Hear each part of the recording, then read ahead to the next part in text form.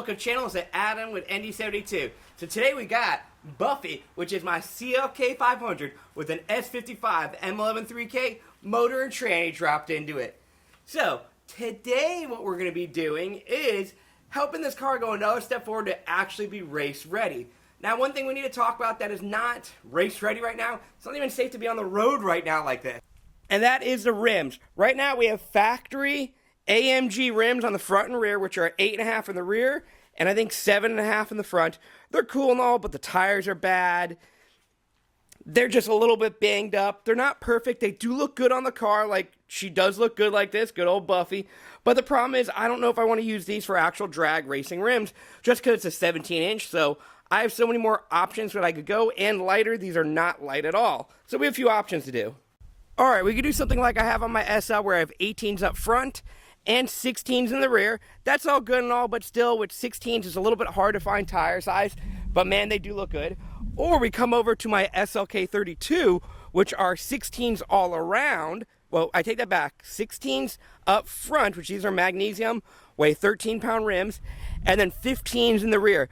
I like going with 15s in the rear because there's so many more tire options. They're cheaper for one. They're easier to get. You have options. All around perfect. Or I just stick with 18s like I did with my other CLK, but not the biggest fan. One other option we have is what's on my E55. I'll show you right now. Don't mind the grass, but the E55 has actual 17s in the rear and 18s up front. But like I said, finding 18-inch rim drag tires, not common. So we have to make a decision. So I'm sitting here pondering in my new ND72 shirt, thinking what route do I want to go with this car? Do I want it to be a daily driver? Do I want it to be driving to the track? What do I want to do with this? So I don't really want it to be a daily driver because it's going to have no AC. It's not going to be the most comfortablest car, but I want to be able to drive it to the track, do drive and drags, all that stuff. So I need to pick a wheel and tire setup that, for one, is easy to get tires if I need them. Like, race shops will have them. I can get them offline easy enough. Quick and easy is what I need. So half it's going to be like that. The second half is, I'm not totally sure yet. And I want a rim that just looks cool, that pops, and will drop me some LBs. And once again, convenient to get. So the option I went, what I thought was cool, I'm going to show you right here. So this is what we picked right here. A set of Jegs front 17-inch rims. So with these rims right here, I think they look cool. I think they look good. And from Jegs, you literally could order them, and they ship within one day. And if I ever need one, they are, how do I say this? So easy to get.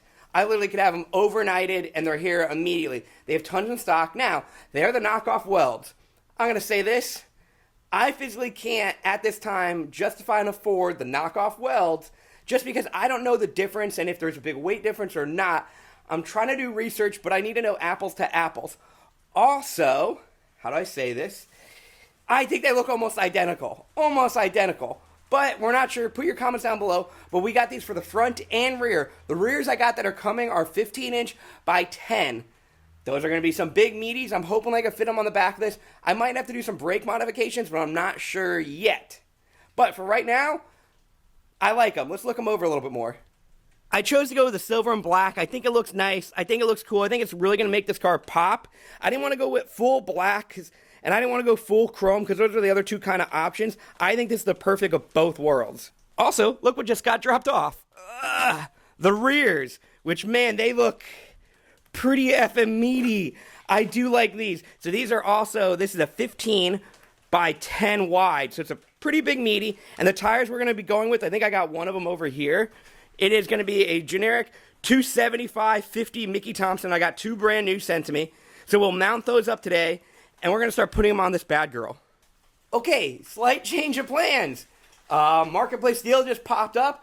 I know I'm going against what I just said, but I found a set of front welds, the exact same, everything I wanted with tires for, how do I say this, cheaper than it was going to be to buy another set. Because as of right now, for my fronts, I just bought one wheel, just I wanted to test it out, and I'm going to pick up the welds. So look it, we have the actual real front welds. I couldn't find any rears, but these were for a great price. It came with tires. One of the tires are bad, and once I got there, I was missed. He told me they were 26-inch tires. They're clearly 27-inch tires. So these tires won't work, but the rims are cool. But now we get a chance to compare. What's the difference? So they look almost identical. Almost. But looking up online, I know the weight of the front Jegs ones now. And I talked to a few people. I know the weight, granted I have tires on mine, the weight of front welds right now. So we're going to weigh them. I'm going to show you. The welds actually weigh 1.5 pounds less, roughly from what everyone's saying. So it is a little bit of a good thing that I did buy the weld ones for saving that little weight. But when I actually looked, we weighed the rears of the Jegs. They're exactly on everything I could find of rears of welds. So for whatever reason, the front ones are, how do I say this, a little bit, they weigh less and they're wider from what I found out. So the front welds are 5-inch wide, the Jegs are 4.5. So the welds are a little bit wider and weigh less. But let me show you what actually the Jegs ones weigh so you kind of can know. So my scale's a little dirty and it's starting to pour out, but let's start getting some motion going. These are 20 pounds, okay? 20 pounds. These are supposed to be 17. So it's roughly 3 pounds lighter on my scale. Now, ironically, these, which are the rears, they weigh 18 pounds. No real clue why, but the rear Jegs weighs the exact same as the rear welds. So sticking with these. Also, one little thing that I'm not a big fan of the welds compared to the Jegs ones, which I found out, the holes right here are a little bit small. You only can put 17-inch sockets in there. Those you can put 18s. All right, we got the front on. Now, do remember, the tires are kind of bad, but they are clearing. Also, we converted everything to studs. So I do that with basically all my cars. It's just so much easier. So with the weld stuff, they bolt literally right up. Remember, I went with 17s up front because I wanted to get the lightest, smallest area of anything I really could get. And 17-inch skinnies were more readily available than the 18 inches. So as everyone knows, 18-inch welds bolt right up. The Jeg ones do the same. Now, one thing I am noticed, we're going to put all the bolts in. It pokes out quite a effing bit. That might be a little bit of a problem, but we can mess with the suspension on that. I would like for it to hug in there, but it just doesn't have the right offset then, I guess. All right, we got them on there, and they're pretty good. They don't hit anything or nothing like that, but as you can see, when we lower it, they're 100% going to be sticking out a little bit. So to counter that, I'll just be lifting the suspension right now. I'll give it some crazy height just so I don't hit my fiberglass fenders, which are a little damaged already, but I just don't want to damage them more. So we are going to adjust it. I should have enough room to just adjust it from over here. Well, actually from the bottom, but they're on there. All right, as you can see, we're going to be hitting here. It's so effing close. So I have the wheel turned a little bit just to check clearances. So we're going to lift this bad girl up quite a bit. But overall, it's looking pretty good. It just, man, only if it was just sunk in a little bit more because I have so much room inside of this fender. And I can't roll these because they're the fiberglass. So I got to just lift the front end, which that'll be fine. But I just got to do a lot of adjustments. So we're going to crank up the crap out of it. Okay, we got the rears on. They spin. This was one heck of a thing with the situation I picked. Let me kind of explain. You see how they all work right now? It's all on there. That's all cool. But I had to change a lot of stuff and do a lot of cutting. So we're going to go over everything I did with you guys really quick to get it to sit in pretty effing good, but we did have to change a lot of parts out. Now, our problem was, if you could even see clearance of the brakes. As you can see, that's basically a brand new rotor. I probably have it going the wrong way because this is all for testing. Not everything's fully bolted up. As you can see, that caliper isn't. I have to get the proper hardware. But I had to do something. So if you look, it looks a little funny. And it is. So first of all, the calipers didn't fit. The rotors were hitting and the dust shield was hitting. Everything to do with this Jegs 15-inch setup. So now we had to convert it. So let me go over everything we had to do converting. First of all, the dust shield. I could have removed it, or I could have got one from a CLK 320 04. I didn't want to, so I just cut it. It's a lot simpler. Now for the brakes, we had to go with CLK 320 single piece rotors. They are smaller by about 1 inch. And then the calipers actually, the piston's the exact same size. The caliper is basically almost identical. It's just set up differently to take this rotor. So why I just got these from a junkyard, it's also from a C230. It all works the same. So we just got some generic cross-drilled and slotted rotors, which I think look cool. And then we got some spacers, which are 15 mil, which fit it perfectly. And that's really all you need. Now, not everything's all bolted up. We did have to do one or two other modifications. If you look right here, you have to grind this part down a little bit. That is where the brake pad sensor goes. Also, you need to get shorter bolts or just cut them down. I recommend you just get shorter bolts. I don't have the shorter bolts in yet. That way that's all wobbly. But it helps with two things. It's helping me actually clear that wheel and putting it on without having a crazy spacer to push it all the way out, and we're dropping some weight. So the weight we're dropping is roughly 5 pounds in the rear. You're not losing that weight from the caliper, you're losing that from the rotor, because we're going from a 2-piece, decently sized rotor, and they're both drilled, to a not 2-piece, how do I say that? Vented and slotted, that's it, vented rotor. That's where it's like the rotor has all these vents, it's a lot thicker. We have a thinner rotor now. This will work just as fine. We still have the 4-piston Brembos up front. And I get it. Mercedes from the factory gave it the bigger rotors in the rear and all that extra braking stuff because it's a V8, not a V6. I get that. But also, we stripped a lot of weight out of this car. It should not need that much braking power to be able to perform its job. We're not road racing this. We're not autocrossing it. We're literally just going to be going down the straights and hitting down. So this should be perfectly fine. I'm not totally sure yet, but this was the only way I could get the Jegs wheels to fit. Maybe the Weld ones were a little bit different, but it is what it is at this point. So we knocked it out on this side. Now we're going to go and do it to the other side. Then we can finally start lowering this and getting the right ride height and see what it looks like. Just to kind of show you, you can see how much dust shield is actually here. Just cut it around the rotor. And this is, like I said, what the other rotors look like. They got the vents in them. So we're going to be getting rid of this rotor, cutting away the dust shield, and putting the new caliper on. We'll keep these pads, because they're still good pads for a different car, but everything else will go in storage.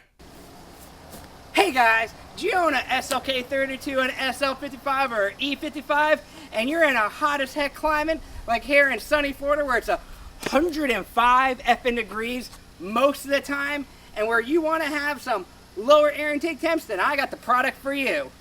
What we got behind this fancy bumper is a force induction intercooler system. Now what that means is I got an actual system over here that's running my coolant, water, boom, boom, boom, through a system that uses the AC to cool it down and make it ice cold. Brr, let's look at some temps. So in comparison, we got my SL55 AMG bad girl right over here. Now what this car has done to it, just mod related, are catalytic tuned 92mm throttle body and some fancy needs wings, ported surge tanks and crossover pipes. And let's go look at those temps. All this has for cooling is a split cooling system and a teeny little reservoir. Let's see what those temps are. Look right there, this bad girl, you have 122 Fahrenheit air intake temperatures. It is 101 degrees out right now, and this one is pushing out 20 degrees above ambient. That is not bad, that's not good. Usually a car that we just ran around is gonna be steady at 120 degrees over. Now let's go look at the intercooler system from Force Induction. Now in the Force Induction intercooler system, the mods are stacked pulley, 65mm, 178, some crossovers, long tube headers, a lot more go fast, a lot more power mods. Let's see what these temps are. I got a sneaky suspicion they're gonna be a little bit lower. Now let's look at those temps. That is 45 degrees. You hear me? 45 degrees air intake temp when it is well over an effing 100 degrees out here in sunny Florida. That is astronomically good. And all these cars are just sitting out here heating up in nice Florida sun. So as you can see there's a huge difference on a daily driven car that we just drove around. Both these cars came back, parked them. There's a huge difference. Now I'm not saying it's cold outside at all. It's over 100. This SL55 is 20 degrees above ambient, which is kind of normal. And then the SLK with the Force Induction intercooler system is way below ambient. And where that helps you out is if your ambient temperatures, or if your starting temperatures are way below ambient, that means when you do the pool, it will still climb up maybe 60 or 70, but you're starting from so much lower. So this kit is working great, and this is only the Stage 1 kit. They make a Stage 2 that is even better. So if you have an E55, SL55, SLK32, C32, the list goes on. They have kits out there for you. You could use universal kits on any car that has a liquid air intercooler system, or they have a couple pre-built kits for Trackhawks, for Hellcats, for some SLA stuff, tons of stuff out there. And if you want to save some cash on those, you go down there and put a coupon code ND72. That'll save you some cash. You wondering if that thing helps you out, helps me out? It does. So anyone who's watching this video, please make sure you go and use my coupon code if you're going to purchase their products. So far, I love my product. And now that we told you a little about the product, let's get back to the video.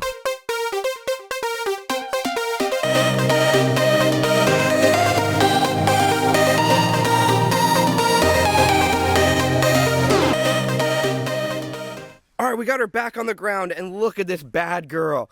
She is looking pretty sweet. So you can just see how the 17 inches, they fit in there pretty well. 15s are now covering way better. Like, so how we have it in there, it is almost perfectly sunk in there. I'm debating on rolling my fenders a little bit, but it is looking way nicer under there.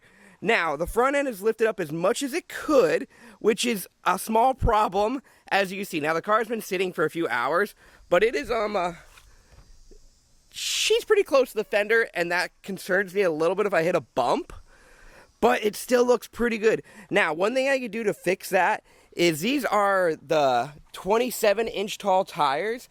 I could end up going to the 26-inch tall tires, which I'm 99% going to do because I need a new tire anyways, and that will give me a little bit extra over there. But man, they are looking pretty sweet.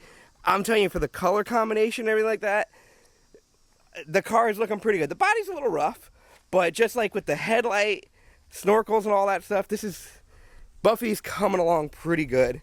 All right, so super happy with Buffy, how she's coming along. She's got her wheels on. She's almost ready to be on the road really soon. But now we got a wheel and tire package that definitely should hook up pretty good with some Jegs 10.5 in the rear and some nice skinnies up front from Weld. This rim and tire package should be pretty good. We're going to have the Mickey Thompson in the rear, like I said. They're going to be a street tire. They're the ET Street, so I could drive it in the rain. Not like I'm going to be driving this effing car in the rain.